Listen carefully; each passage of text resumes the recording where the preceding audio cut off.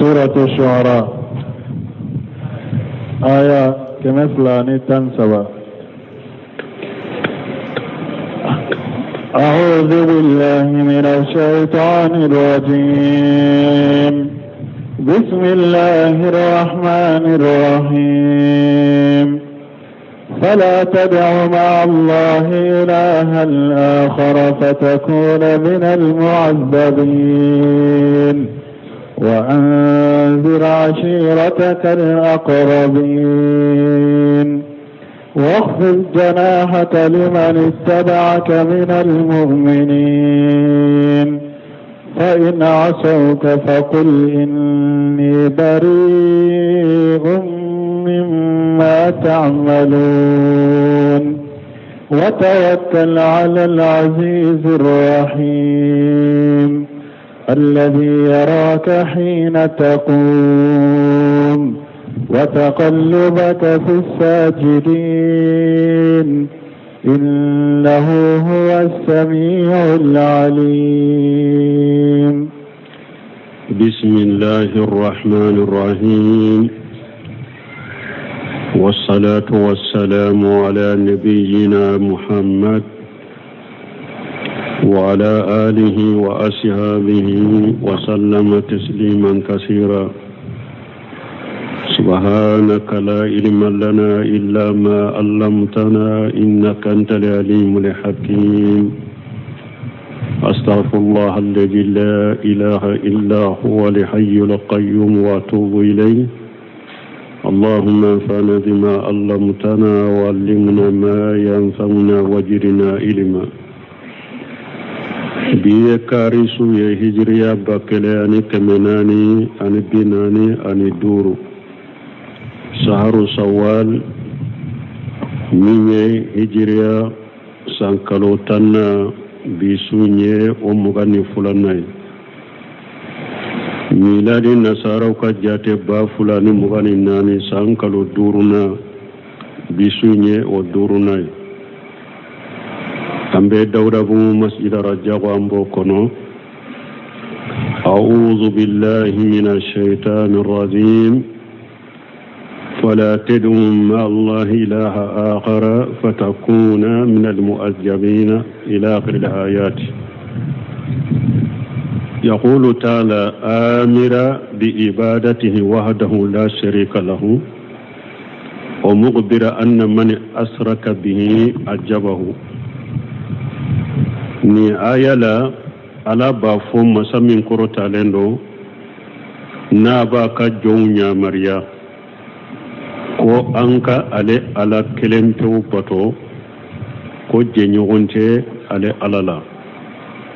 kanki bariya fana kuni mugo ni ye fendo fara ale alaka akera woleli de akera ye fendo fara ale alaka bato de la ko abi la jaba ko abi janga kata ko abi la jaba. fala tad'u ma Allah ilaha akhara. ala ko kana fimure wole kafara alaka kana fimure bato kafara alaka ni wole li min fulani nye abe wole li nchogo ya fula beta. du'a ul ibada o du'a ul masaila. du'a ul ibada munye bato mununye alaka hake ko di damfema dafale damakasi kantigeli ko sinsilu kata kaburu tigu kati ko sinsoka ube ki dafale ulula ube ku damakasi nule ube ka kantigeli ke uluye ninde togo ko du'a ul ibada. ala ko kana fe ngore bato ka farale ala kade aleka alaka hakke munun kerekene alay batowe kato di damfema ode du'a ul masaila ikana kede e ode to ko du'a ul ibada ikana kede du'a ul masaila e kata ko woli jude fulana mabade fulana shehu fulana kaburu tigi e kata ko dente boloko aka dendima a ube fantanya be ela ka fantanya bo ela ube bana do be la ka banai aka bo ela aki la kene ya ki frake kata unyini damfem fe ube kata unyini kaburu tigi fe ni ntoke de ko du'a ul masaila ala kana akoy kano kede kana fengore bato kafarani alaka kana fengore wole kafarani alaka ni yoke fatakuna min almuajjabina ibeke mugolla jabalenya lahara ala be janga kata de innahu man yushrik billahi faqad harama Allah alayhi aljanna wa mawahu an-nar wa ma lizalimina min ansar ala ko ni mugo ni fengore farale alaka welelila batola ko arjanna doni kera e ma haramu ke ka shiga yore janna batta suma de ko to nyali kila fana ite demene kala suru yere la khara donc ni aya fulo summa qala ta'ala amira li rasulihi sallallahu alaihi wasallam o ko fi aya fulana ala yafo ka kaci de nyamariya an yunjira ashiratahu al aqrabina ko ka bal masru baga ko ciden ka bal masru baga ay al adinina ilayhi munun kasurama wa annahu la yuqallisu ahadan minhum illa imanuhu bi rabbihi azza wa jalla kaira ciden na fana ko ka bal masru shite se ka kisi fonni milli manani alay ko fonni limanani atigi alay de ka fo ciden ka bal masru ye nye o ti kisi koyi foyi kalli manani alay wode bi kisi lahara wa amarahu ayayin kono aya min bena kala ya cide nyamar ya fana an yulina janibahu liman tabahu min ibadillahi almu'minina ko ciden ka yere majigi ko mu'minun munun tugura ko aka yere majigi uluye o man asahu min khalqillahi ka yira la fana ko ni alaka danfe minna ya ciden soso kaina mankana o kera mugo sugu ye fali yatabarra minhu ko ciden ka bariya ka bwama kulu de benni aya kono wali haja ninde ko salako wa anzir asirataka al aqrabin ako ciden mai kabbali masru baga wa aqfid janahaka liman tabaka min al mu'minina awa iki yere majiki mu'minu munun tugura iko so naita ma itugura iko yere majiki uluye walau kunta fajja khalija li qalbi la anfadu min hawlika ala ko cide ma yawrela akonni etunye mogoye ni dusukun ka gri ika kuma mani ka kuma ka jugu jama min bi no fe sisa nya suru be jensera ka boy kerefe awa ciden kera mogoye fana ni majigilenda jogo kanyu a jogo kanyu jogo nyuman tigido a jogo kanyu ama jigilendo aya ka woleli kenin no yaye ala ya nyamrani minye aya ke fo ala ya tanu innaka la khuluqin azim akoy be jogo ka jogo min kabbo kosobe waqfir janahaka liman tabaka min almu'minin abdurrahman sadika ka tafsiri kono akom mu'mini ciden ka tubu baga wolele kala kelenkele islama kelenkele kanka kenin chogodela ciden kera yere majigi bagay chogomi kera nogoya bagay chogomi aya kadawa kenin nogoya chogomi ifana kake o chogoye akomme ekanake doniye mugoka e jogo ka jogo ka kumu ka jogo duskunja lendo ekanake o chuwe ciden de ladege waqfir janahaka liman tabaka min almu'minin fa ina asauka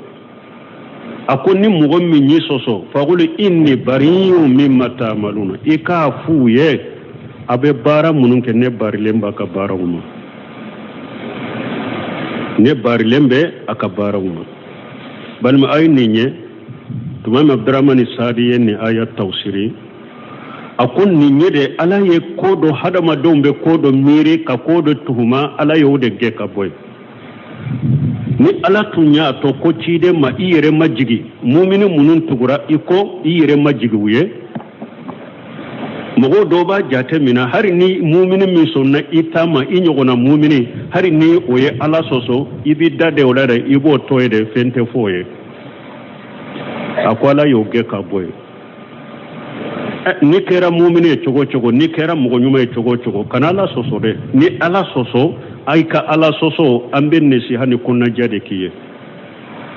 ni bore kala soso la ya to ya alhamdulillah ni ma boy kala soso la ambe bariya imambe bariya kala soso ma kaina mankana anta anda de kala soso inka ki fara nyonya kanda de ikala soso inka to ke ala soso imbe bangiye de ko nanja de bekiye ni sagirai ko kabo ala soso ina kasagi katachi ya alhamdulillah ni ma sagi kabo ala soso ima ambe bariya kabo ikala soso ima kabariya kabo yere mani ala soso hakke min bila anti to ko parce que ye mu'mini ka itoni katawye komi abisi sanga jawla chogomi anka fara nyogonka anka dade nyogonna ninte fara nyogonka yo fara nyogonka min na bese kan nobo nintoye am ka fara nyogonka anka nyogon bila sira anka fara nyogonka anka nyogon bo katawla ninde fara nyogonka anka fara nyogonka anka nyogon bila chinyaka ninde fara nyogonka mi anka fara nyogonka anka dade nyogonna o ma fawya de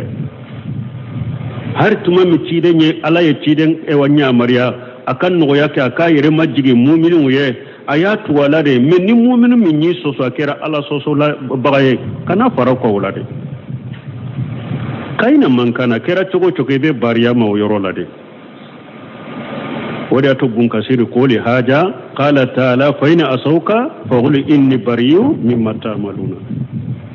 aya damina fula ko o mani asahu min khalqillah akoni mugo min yeciden soso alaka damfeula kaina mankana atiki kera mugo sugu fali yatabarra minhu ibariya kabo mugo yi soso alaka damfeula kera mugo sugu ibariya kabo ama akuli haja qala taala akoni de ko so alako masamin korota le fa ina asauka ni yu soso faqul inni bariyu mimma ta'maluna afuye abe bara munun ken bari lembe kabo ka bara jugu nunuma mugo kana fara bara jugu kela ka bara jugula kana dada ka e babanga yede kayin karu kaka na ya me fule na ma me iba fara nyugonya wa hadhihi an-najaratu al-khassatu la tunafi al-ammata bal hiya fardu min ajjaiha ibun kashir ko ciden ka baga min fulen ni ala ye kere ko aka ka bali masru baga ko ninta bali ko ciden ye be ka baga kelay ninta ira ko ciden cira ka mo doronde mabaka mo doronde baga tanto baga de ayi dunya to ka baga lin ni nya do de dunya ciden ka baga kata dunya to ma ni nya do de bal mun yoro fana la mo do be jamana in kono ta fantula na fantula kuma kelentuda ubafo ko kamiti uyu nati jamana kono do mbape kame adola wojo la ntemeto netula me ntemeto abake ka do ka telefoni la ko ala ko uma arasalina bi min rasul illa bil lisan qawmihi li yubayyana lahum ko ala yere ko qur'ana kono ko ala ye ciden cide ci ikam mugo kan ne ko aye ici o de la ikam mugo be kuma mimme ko ciden cira rabu de ma ko amatiyan farafi ma on ka ciden te ko la le farafin de ko ale ta rabu ye ko ale farafin de ko qur'ana ta le ta e qur'ana ya rabu kan de ko ciden ma ci ale ma ko ala yere ko mara sana min rasulillah bil lisan qawmi binya me do fana ka wojo la ko ewa uyu uluchi ku bilala de ko imbe na bangewu ko uyu ulu bilala de tero buru katina chinya doro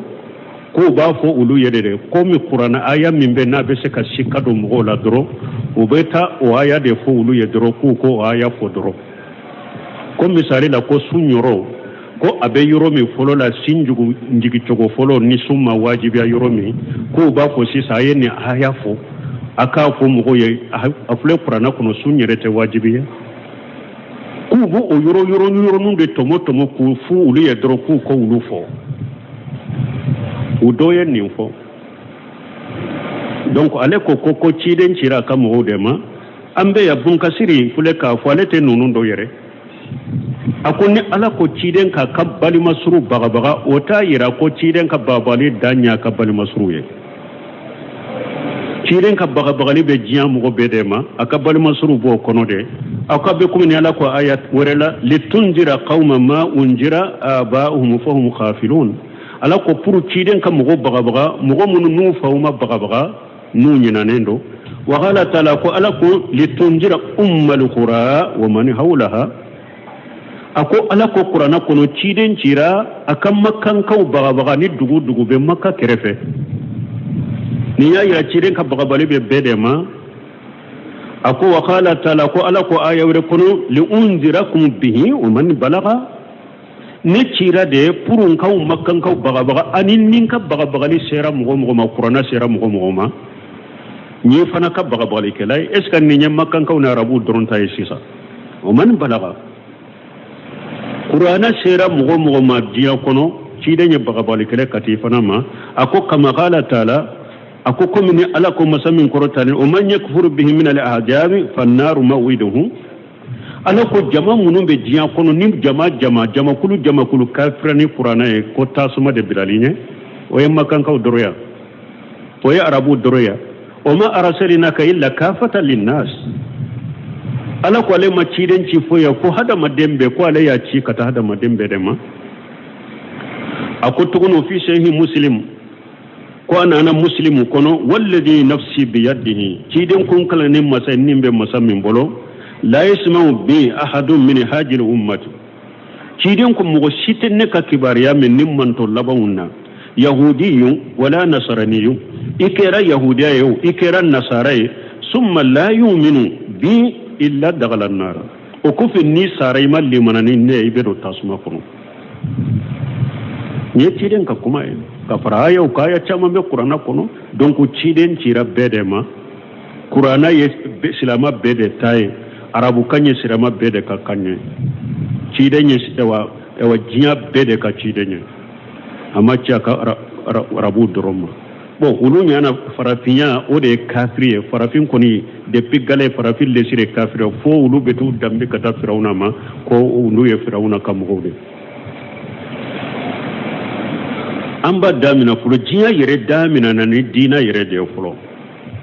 jiya ma damina ni kafiriyawo buna basi ko kata adamala kana nuhula qarani tande ba kuna ko betu mbeli manadeka tuma min nuhu kam mo ye fonworo bato kafara alakade alaye nuhu ci shinyo jiya damina na dina de lawo be bora jonna adama ne hawawte ulutu nya kafiru de ko adama inna be nyuma de jiya damina na silamiya de la bon et puis ibun minna ulu nyana ulu be se ka mo benu silamiya la kan silamiya ciya ala ya hada madini silamiya dade fitratallahi alladhi fatara an-nas alaiha ala ko dina min fulani ya kon ni ala ka dina de dina min ni ala ya hada madembe daka et puis ciden ko kullu mawludu yuladu ala fitrati abawahu yuhawidanihi aw yunashiranihi aw yumajjisanihi ciden ko demo dembe wolo abe wolo dina de ka dina de ba dusukun kono abange baka fula de ba ke yahudiya e abange baka fula de ba ke nasara e abange baka fula de ba ke majusiya donc jama damina kafiriya la de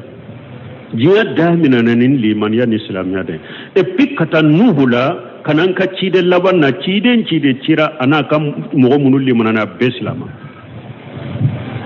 abeslama cide kata nuhula ewa fo muhammadu sallallahu alaihi wasallam cide cira nim manto munul akam manto mogo munul limanana abetum beslamiya de ka dina wore tuntew yahudiya ya da ya da uyerela nasara da ya da uyerela sinu musa tunye silama de anaka mugon isa tunye silama de anaka mugon dina wure sima na diya kono ni silamiyate mugo kanindo donc ambe min fo jamana yinye sana ankatte mu kayro kaya nebe min fo jamana dew aye aka hakilu faranyon ka kamiti koina aya minani hakilina kele de koy am fana ko kele ni hakilina de parce que jugu de bu ko fe silamiya jugu ni jamana jugu de bu ko fe silamiya jugu munum be jamana kono ani jamana yere jugu be munun be jamana kono ani islamiya jugu munun be kenema yahudiya ni nasara ye unyema yunun juru be rudu de bono ulu de ka fodo koy parce que yado an ka jamana hamasa be mugawla jamana in kan mugo chama islamiya kada ye me famute yahudiya ni nasara yodo ni ko nati islamiya laggo silimbe minna qur'an laggo silimbe minna malikew laggo silimbe minna yornin kele maliyem be funteni dusu be wuli anyi fere betige an ku bila nyogona an ku kele o ka fama munun be kunna se sanye fere betige pour ku kele ka kele bila nu ka population nyogon ci amma soro min nan taranin nin ko nye yornin kele be wuli ka fama kama o be dusu be wuli o be bila nyogona o be marasi bambali o damina o be kele bambali o damina o be tasuma do damina unu be fama en kele una be bila nyogona o kala nyine ninde o bado jamana in kadina kadi jamana mo chamanye me famute ni dina kadi ye doro ye ka hakki ika dusu bilika hakili nye doro o be ye dina kanu bila famu nye doro be tinyali ke tenyali ke jamana do kan nin kolosi aya mina ni hakili nyumay jugu fendro aw be nunun kalama koy kata jahamiya wala mu'tajilaw khawarijun depuis gale yahuda de be nimbe koro yahuda ni nasara ka silamu yere fara ka bidia do dina kono yahuda ni nasara de do ulu de be bidia mo kelen kofe hari mawlidi fule yahuda ni nasara ba financer o ba deme bidia be dina kono pour ka silamu fara yahuda ni nasara de nodo jahamiya lesri ya wulude mu'tajilaw lesri ya wulude mugo mununye Usman ibn Affan fa Abdullah ibn Saba yahuda de do ya yere ke islamay pour ka fitina inde wuli wa yashawuna fil ardi fasada ala yero de fa ko yahudiyaw ni nasara be tinyali de jense dugu koloka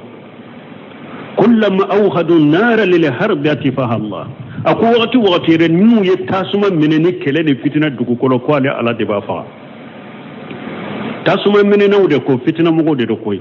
yahuda do nasara de bu ko wulu de bu financer wulu de bilani na ubi farafina sagi ko fe chogomi kere ni bolo ka banka jamana sagi chogomi ko fe chogomi kambila nyona ko nyumante koy amba controla amba nankariya amba raduka ka fana andi minenda koro fana in tansurullah yansurukum sabbita aqdamakum amboke me o kamitu yere kado ko ala ko qur'ana kono wallazina yasha'una fi ayatina mu'addidina ulaika fil ajabi muhdarun ala ko mo munun be ko yere dijanu katama ke furu kan ne alaka ayawu cinya aku be dese e pinni ala bu billah hadar yalla jabama yawmal qiyamah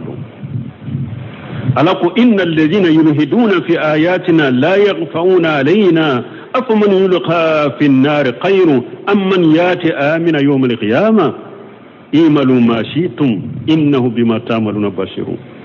ayat da falende kanunun bo alako innal ladhina yulhiduna fi ayatina kum mu'minun bake ka jenge ne alaka ayawula ko fofo chogolo fa fo chogote minye kudo do yoro law ka do yoro te minye la yakhfauna alaina wuteddo gone alala kamitu dogolen ta alala koy awde be korto me alate korto parce que bebe ale kam minali de kono alete korto ilaw hada marende be korto nunu mina chogo be ala bolo nunu halaki chogo be ala bolo alate korto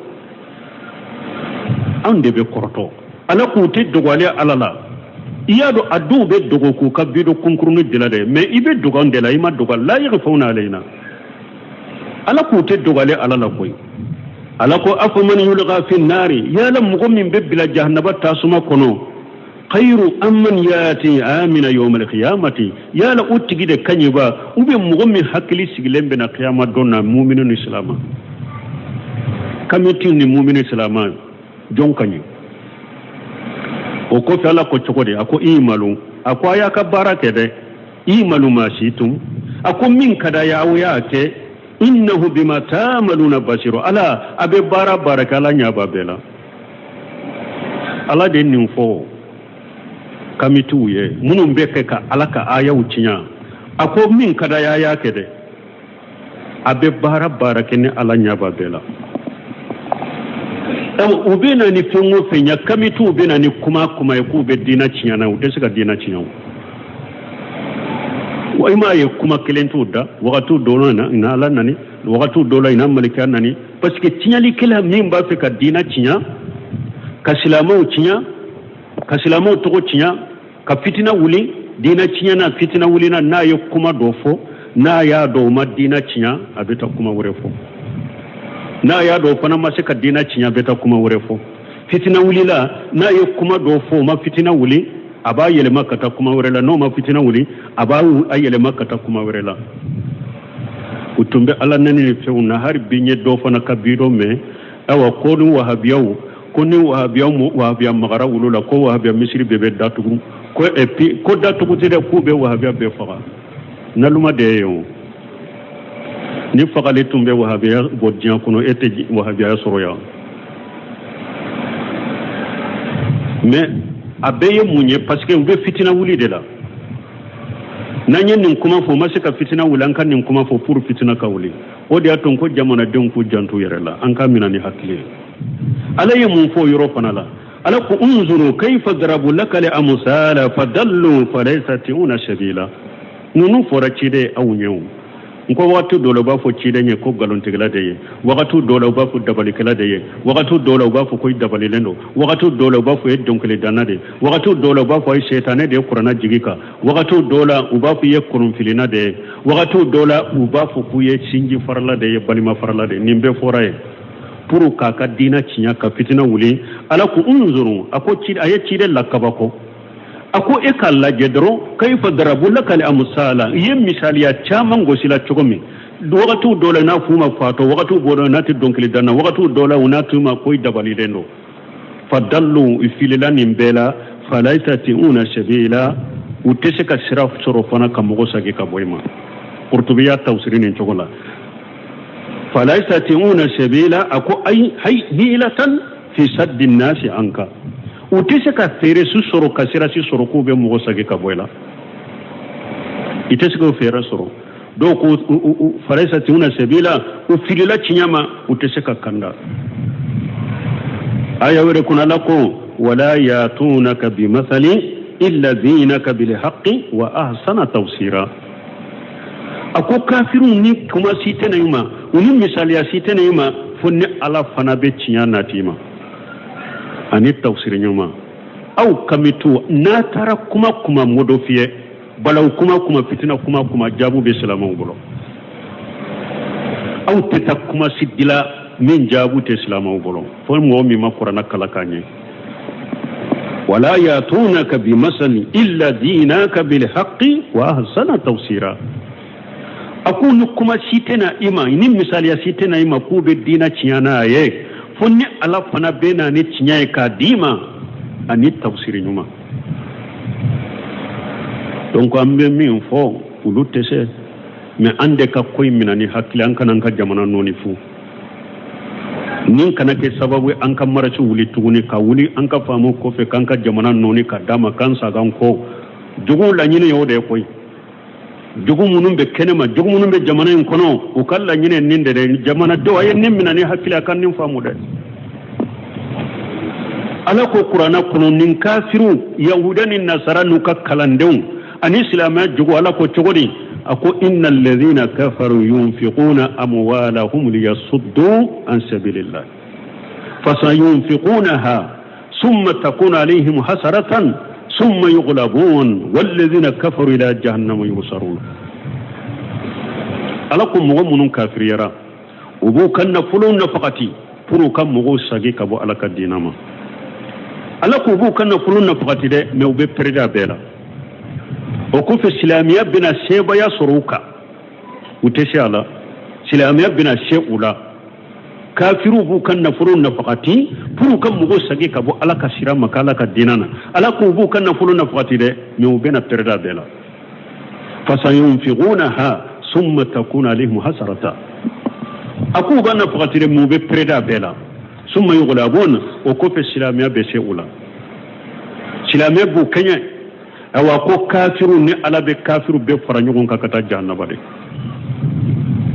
wala ulun note ni dina la unote qur'ana la unote malika wala ni e sigira ala ka malika be sanfɛ ni e y'o nani o bɛ mun tiɲɛ malika la k'i yɛrɛ halaki dɔrɔn u y'a dɔn aw tɛ fɛn kalama u b'aw halakiya mais yahuda ni nasara ni silamɛw jugu de don jamanaden an m'a fɔ u bɛ ɲuman na dɛ mais an k'a minɛ ni hakili ye an k'a to an ka ɲɛmaw bolo u k'a jɛrɛ dibi la u yɛrɛ ni ɲɔgɔn cɛ silama ɲɛmaw ni kalanbagaw bɛ se ka se an ka faamaw ma dibi la cogo min ji jukɔrɔ cogo min n'u bɛ hakili ɲuman yira ɲɔgɔn na ka nasiha kɛ ka kɔnɔnadiya kɛ ɲɔgɔn ye u bɛ nin ko in minɛ cogo min an k'a t'u bolo ko ye an kana an ka ewa dusu bila hakili ɲɛ silamɛya kanu an kana bila faamu ɲɛ dɛ ni nin ko sugu nana nin ko ba sugu n'a nana a y'a sagi ka taa ɲɛmaw ni kalanbagaw ma karamɔgɔ belebelebaw hari sunna karamɔgɔba minnu sara n'u ka kitabu bɛɛ sunna karamɔgɔba minnu bɛ diɲɛ kɔnɔ ala faamu sali ni nin ko sugu nana a ye sagi ka t'u ka faamu ma ulama'ul kibar wa idha ja'ahumul amru min al-khawfi aw al-amni ajabu bihi ولو ردوه إلى الله وإلى رسوله لعلمه الذين يستنبتونه منهم أي الله دبني قرآن يده ala ko silamɛw ni ko nanu ma dɔrɔn u b'a cari ka jɛnsɛ a ko n'u tun ye kow sagi ka taa ala ma ani ciden wa wuli amru minhum an'u ka kow ɲɛmaw la'alimahu alladhina yastanbitunahu minhum ala bɛ mɔgɔw ladɔnniya mɔgɔ minnu b'a fɛ ka ko in yɛrɛ kisɛ ɲini ka hakika ɲini ala bɛ olu ladɔnniya la a ye kow ta ka koɲɛw ɲɛmaw bolo de dɔɔnikɛbaga belebelebaw warasigina fil ilim a ye kow sagi ka taa dɔɔnikɛbaga belebelebaw ma a k'u ka kitabu lajɛ a k'u lamɛn a n'a ka jamana ka ɲɛmaw a ye kow sagi ka t'u ma a kana jɔ u la dɛ a bɛ taa dibi la cogo min a bɛ taa u sɛgɛrɛ cogo min a kɛlen n'u kɛlɛ n'a m'u bɔrɔtɔ kɛnɛ kan n'a ma wuli kama kɛnɛ kan a y'a kɛ ni hakilina ko ye u kana an ka jamana sagan ko k'a d'a ma ulaɲini y'o de an bɛ ala deli ala ka jamana in kisi jugu bɛ nin jamana in na jugu min bɛ nin jamana in kɔnɔ jugu minnu b'a kɛnɛ ma silamɛya jugu min bɛ nin jamana in kɔnɔ silamɛya jugu min bɛ nin jamana in kɛnɛ ma an ye ala kɛ a bɛɛ gɔnɔ kɔnɔ an ye ala ka bɛɛ gɔnɔ kɔnɔ ala ka bɛɛ ka fɛɛrɛ jugu saga ma hasbunallah wa ni'mal wakil اللهم إنا نجلك في نهورهم ونعوذ بك من شرورهم أن كان نفوك تشايا أنك جمناكم حسبنا الله ونعم الوكيل اللهم إنا نجلك في نهورهم ونعوذ بك من شرورهم ألا يا أنوسا ألا يا أنوسا حسبنا الله ونعم الوكيل نمو من يكا كودي ألا ما إيادي أدين بغا نماما ala an ye eke u ka gɔnɔw kɔnɔ ala i kan kisi u tɔɔrɔ ma tuma min hina n'a fɔ ciden ye madina ewa ko kafiru farala ɲɔgɔn kan kama k'u bɛna u bɛɛ ban madina ya u ye nin kuma de fɔ hasbunallahu ni'mal wakil ala y'u wasa tuma min ye ibrahima ta k'u b'a fili tasuma kɔnɔ a ye nin kuma de fɔ hasbunallahu ni'mal wakil ala y'a wasa jamanadenw a ye nin fɔli caya ala kan wasa kan kisi u tɔɔrɔ ma hakilina jugu da hakilina kelen de koyi silamɛya tiɲɛli o b'a la mais a belebeleba ye mun ye jamana in b'a kɛ ka basigi min sɔrɔ jamana in b'a kɛ ka taaɲɛ min kɛ ni bɛ da de mɔgɔ caman jamana fan caman an ka faama minnu filɛ n'u y'u kanu n'u tɔɔrɔw kɔ u b'a fɔ ko an minnu hakilisigi de wuli o hakilisigi min filɛ fitinin min filɛ n'an b'a sɔrɔ dɛ o ɲa tana ye o de ye o hasidiya dɔ b'o la u b'a fɔ k'o de wuli ka bɔ an kan janto n yɛrɛ la a y'a minɛ ni hakili ɲuman ye wattaqu fitnatan la tusibanna alladhina jalamu minkum qasata ayi sira fitina ye dɛ ni fitina wulila minnu bɛ fitina in yɛrɛ kunna a tɛ dawulu la koyi ni jamana in nɔɔnina kamiti minnu ye fitina mɔgɔ n'u ye fitina a tɛ dawulu dɔrɔn la koyi wattaqu fitnatan la tusibanna alladhina jalamu minkum qasata ala ka hakili ɲuman d'a ma inshallah an bɛ continuer ka deresu kan nin ye kɔnɔnadiya dɔ de ye a n'an seko ye min ye jamana in kɔnɔ k'a kɛ an ka jamana ɲuman bɛ to an bolo cogo min ala k'an kisi u tɔɔrɔ ma ala ka don an n'u cɛ وأنذر عشيرتك الأقربين أنت يرودلا وقد وردت أحاديث كثيرة وقد وردت أحاديث كثيرة في النزول هذه الآية الكريمة فلنذكرها وبنكسركو ni aya min fulen ninye wanzir asirataka li aqrabina ikabbali masru baga ako hadisa chaman nana ayan jigi sababula ko abu hadisa ufo hadisa fulani ibn abbas radiyallahu anhuma karisa min abdullah ibn abbas malaka jakabu fula bima qala lamma anjala allah azza wa jalla wanzir asirataka li aqrabina akutuma mi alay ayaji ko cide mai kabbali masru baga atan nabi sallallahu alaihi wasallam saffan fasaida alaihi summa nada cide nana safa kuluma ayelaka o ko fa yewolelike ya sabahahu mun mugo ba fi ki ka mugo baga iben nin fo arabu nu yen nin fo ya sabahahu jama bede bena ka kabila bebena uba fo ko kura donana siranya ko do be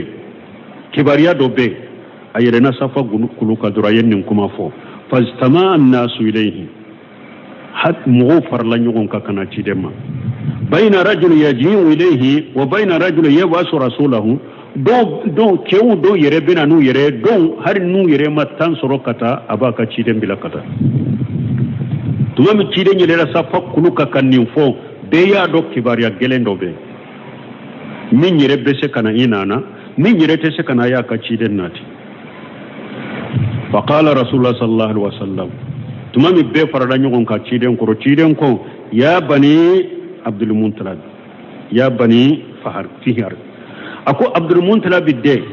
fihar de ya bani luwai nunye quraishun ka kabila nyemo dodo أقول وودين أريتم أين كباريا لو أخبرتكم أن قيلا بصفه هذا الجبل تريد أن تخير عليكم صدقتموني أقول أين كباريا نين يا فاو يسيسا كافون نين كلو كرو نين كلو كرفلا لسيسا صوتيكو بي كلبولو بي نو باكي كاتشون كنا تشونكا كي أوكا كاو كلي أبي دانوا قالوا نعم وكون هو أمبي دايلا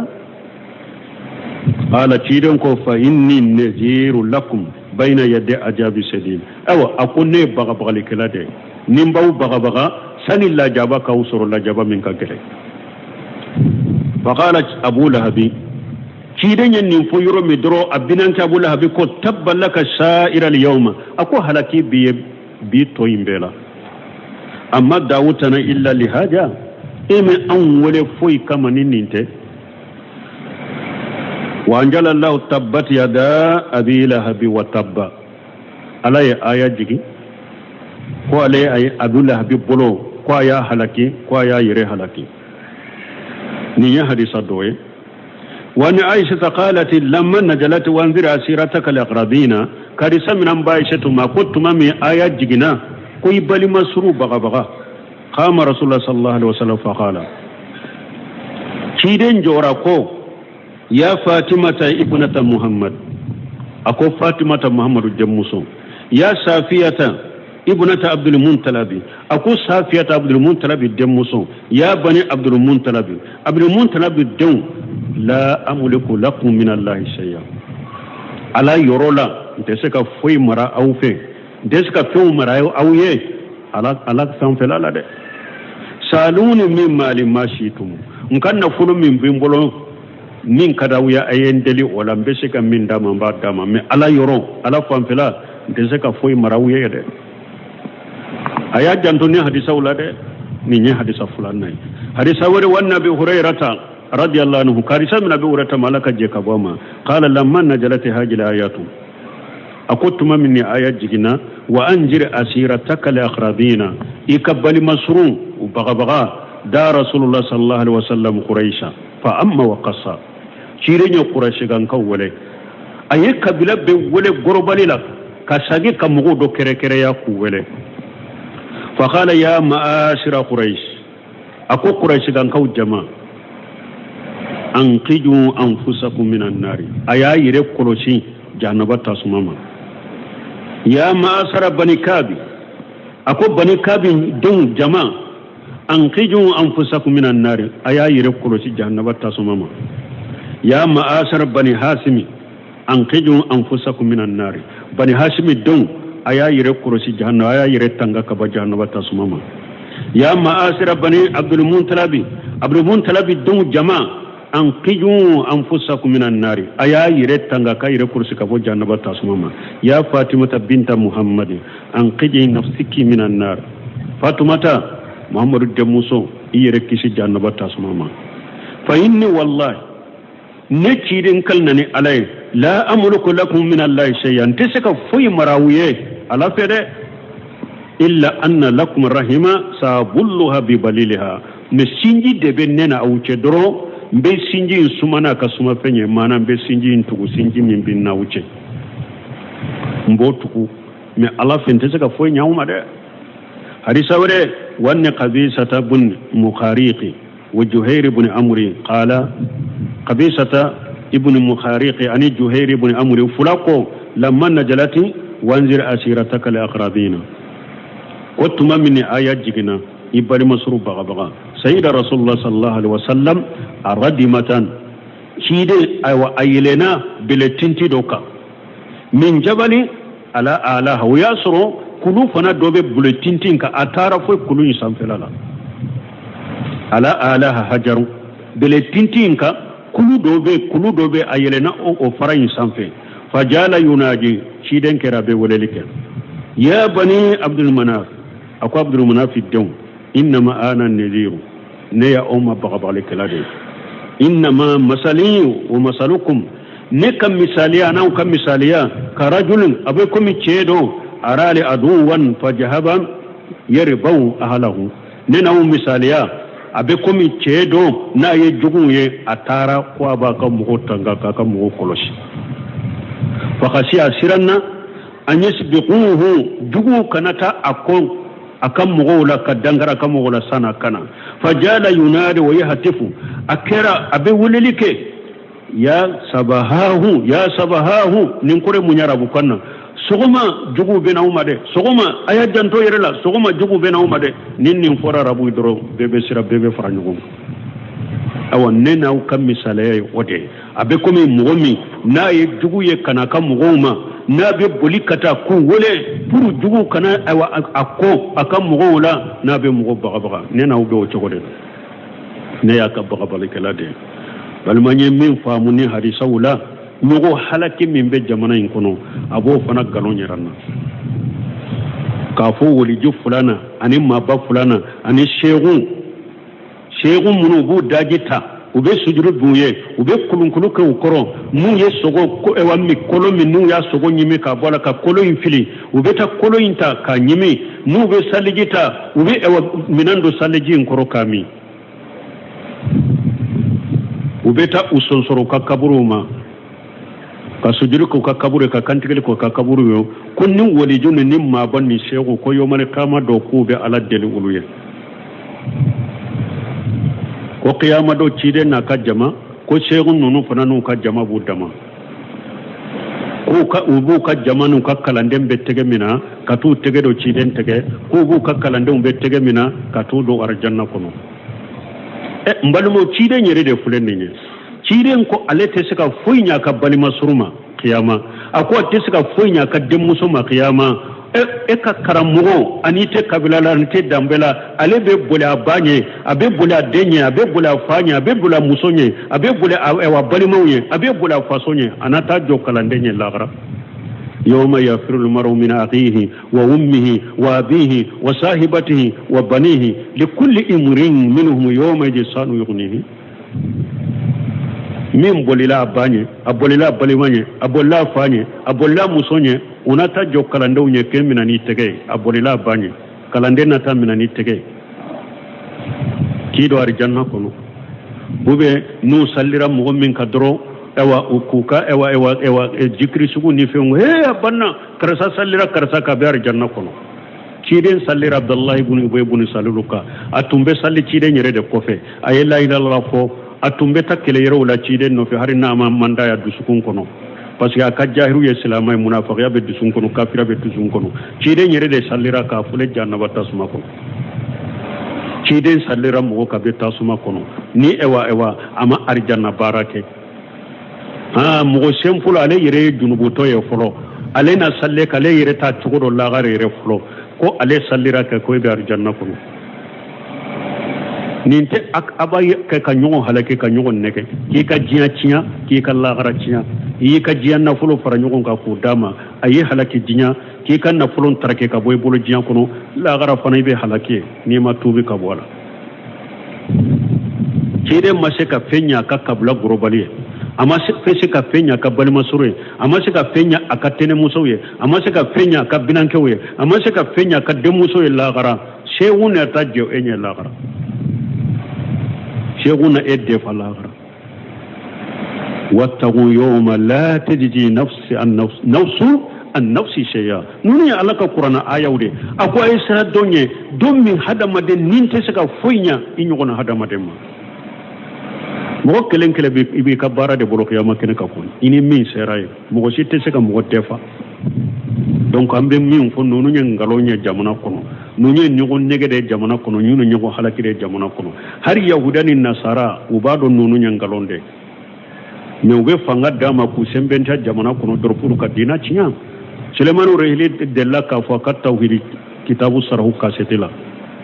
ako afrikiya do tumbe kereci yala ala yelli maniya bila ewa islamiya kanu da dusukuna ko abedo dina kono atara do fe ko ne ba fe ka do silamiya la de a ko ne ba fe ka do silamiya la karamo do fule yam fe ta o fe ana ka kalandew aka ser kuma foye cheyin tara karamo fa ye karamo mi ra la tara karamo na kalandew fa ya soro karamo ka kalandew ewa tawuti nunun de do shegu ni ma ba ko munun be munun bolulu de do ba ka daji ta yam fe do be kulunkulu ka do akoro yam fe a jora yu laje akwai shiga ne be bo dina minyere la ko be don dina la ne ka dina kausa minyere o ne be bo dina minyere la de o kausa nin dina yi parce que an ka dina an ba ke kan nabi nyuma de faralaka an yin nabi nyuma de faralaka isa te nabi nyuma de an yin nabi nyuma de faralaka men nunu fule ka mo sempulu de faralaka ne ba ke ka bommi na yero kausa nin yere asagira atara chefe ko chema ko yene bila kata mima ne yere be dina min kono ko so taye koy am ben nabi nyuma de batu ko fara alaka nunu fle kam mo sempulu de fara alaka mo ako e kata doro aka ser kuma fuye na ye ser kuma fuye ibeta makka katika silamiya nye ibeta lumura katika silamiya nye ni ala yikanda ayikanda dede atara karamogo aye ser kuma fula fuye alumura wakati chein tara alumura la kaka silamiya nye ka sunnata nunun be dina munun kono ya yere hari ewa kerce ya do kawso ye parce que kerce yo fo am be nabi nyuma de fataw be mo sempulu de bato mo sempulu kulo fara alaka jamana kono dawa kilo kankan nunun fana bange fana munyen nin kamiti ko nyere samade malika karamogo fana ni kala nyoron o fana to ka joyoro la aye jamana dun lakala alaka kitabula ani ciden ka sunna ala fahamu salafu salih shaydu rasilani misran della ka kaka setido lamma ka wujudo lamma amena be kalo damado fo akuni mugo ni sandamado kala nyoron la madrasa wala jami'a wala bange bagaw ni mugo mi jantoy denna ni sallaba munu fulen ni ni mi janto denna ka korosin ka ka dina nya yirala dondo lay ka dembe na sagi kanai ma be kuma do fe ma dere ka kuma do me ube abeke ili haduye ka ke bambance ka ba ala kuma ube abeke jindire arasilani yo misasi bila silama o made am fulew de kono silama karamo aye jo ka joyoro la de kele inte mankan ni kuma lankulonci min baru ka koy fo haka qur'ana da lakala demisenu na kalancogo nyumana aka hadisa lakala demisenu kalancogo nyumana aka tauhidi da lakala demisenu na kaqida lakala demisenu na aka wuleli kake kata tauhidi na aqida ma ko ci da nya ke chogome me an ka wuleli kila munumbe jamana yere kono lu fana beta tawutu nunun de foku sabatu taka jamana inde bonno la chogode dina be famu chogode fo wuleli ke kata taw an ka wuleli ke kata tauhidi na aqida de ma tawhidi dombaliya aqida dombaliya qur'ana famu baliya ciden ka sunna kalam baliya nu famu baliya sarfu salu ka tabulu famu baliya de ni lase jamana ma fo karamu akode kaka barai aka jo dina nyuman kala kala mogola mogo semfulu baka doloki kono mogo be sujuru kai mogo semfulu sigilen baka doloki kono ka daji beta mogo semfulu sigilen baka doloki kono dobe kulunkulu fo dade la kana do akoro dobe tami kono ka kana do akoro dobe kunuma komi demisene kana do akoro e sunna karamogo to fana be to fo ko majamu ko tanu ita wele ita nasiha ita yira laybe min nan ni nyen ninte ko nyumaye annana de kan nasiha ka ko nan jake kan ninda bila ka bonnina nawunya na awtile la jamana dembe betile ni beta na betu fo atetu fo ku sabati de abetu fo ku nasiha de abetu fo ku wele de me katu fu ku sabati ti doro ka nyogon tanu ka wuli ube base udama ube sagaw fagawye ube dumuni mina tobe ka dumuni tobe ka tamina undama abodu kachagi kana ay ataramuna alaka jamana indeme alaka dina famu jamana dina famu nyuma alaka ira jamana inna aha okofe wa qawlu ta'ala wa tawakkali ala al-azizir rahim bali mon nimbe ko fe ala yemun tukunenya la hawla wala quwwata illa billah koni qur'an dafale ndosa ibali masru bakawa ire majigi mu'minu ye ni mo minni ewa isoso ibariya kamonga ibali masru bakawa bo ni hada madeni nimbe ke mo min ker ala soso lay ibarila ayrema ibariyara abarama ni koy ka barima suru bakawa depuis ciden tilela ani hari sisa ni mo min ko be jo kabila la ka kabila baga la kelempe ka bato foy kana fara la ka mun busro kele de bisro ibe kele de akumala ma akewala ma afaran fil lambargo abe de bete ka segere donc ala ko chogur wa tawakkal ala al-azizir rahim akoy ka ko shinshi alaka masammin ni fente se ala na ko be femmin ke bari bagata ala masammin ne malikila masai ika ko sin saka abidde me abi nema nan ni bida mo ma fara nyogon kade iba ketere nan no ma fara nyogon kade ambe fanga soro chogori nan no nyugo nuna ambe fanga soro chogori ulude kacha ulude lu famo be nyon fe ala te sanfia alaysa allah bikafi abudahu ويقوفونك بالذين من دونه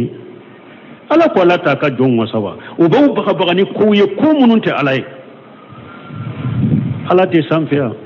ala ye nyamariya minna iyake ci de nye nyamara ni minya iyake e take e ala take e ka sigi kala makono ke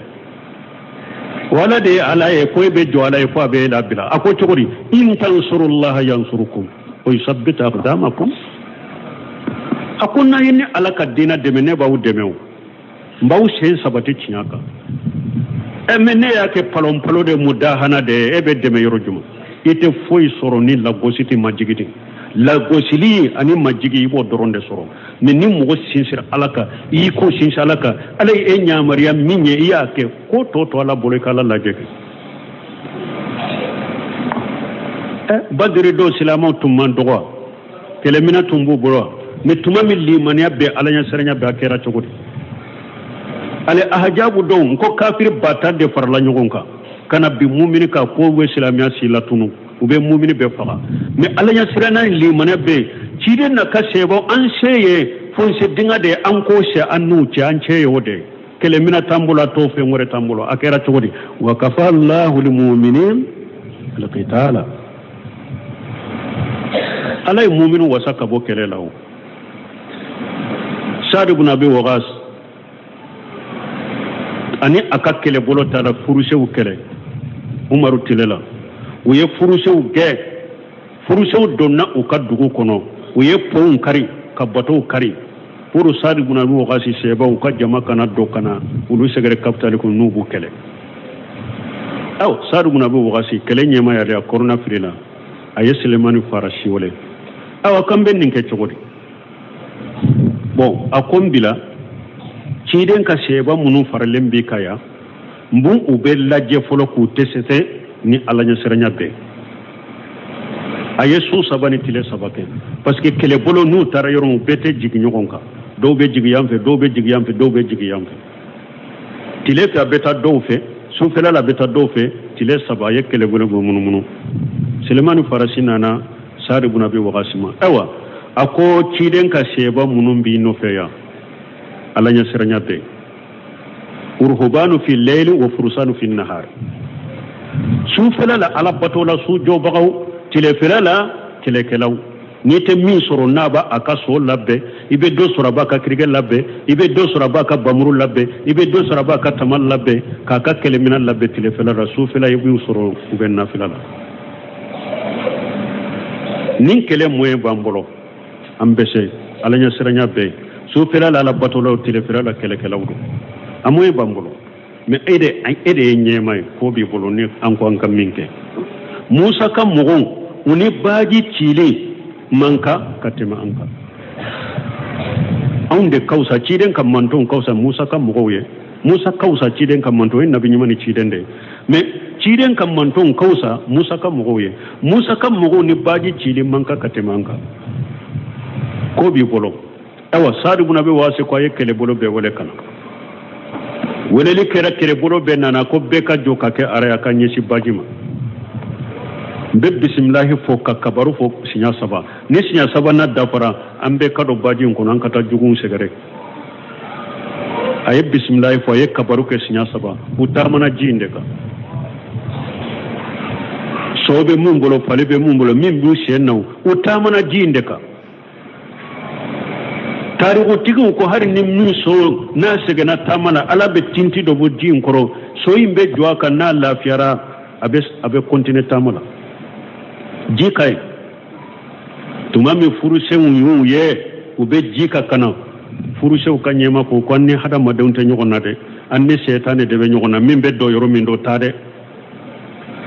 nunu ta hada madawnya koy unana kabtali la nunu bolina ka kabtali toye unana takabtali la kamina ka awa aka na fulu mina ukam masake sanu tantala madore tumbalo bolo no beta nyame bere ba kula de bata na be sigiro mo bode ke tanta be do akoro sadu buna be wagasi ni sebaw uyo o sanu tanta uya akenya me bere fula de ka doni ka bo forosh kanana madina tumamu ina na uya da umaru ko au yadana ya mawyede mo min betanin na fulota yoro jakana na foyi ma bola ali buna be talibe ko eda yallamo boray de ede yallamo na ba fa kas fanga suru islamiya kuno ya ayi islamu lammo lan sharanya ka koy ayi islamu lammo tauhid ka koy ayi islamu lammo aqida nyuman ka koy ayi islamu lammo ciden ka sunna ka o de be fanga damado min nim panka puti nim mankanci min baru ni deresu ni feuna amba kete abe ka dina de nyado ka barakena inshallah wakati seraya subhanakallahumma rabbana bihamdika ashhadu an la ilaha illa anta astaghfiruka wa atubu ilayk aya yere madda fade ha sini ni ala so nambe aya indafa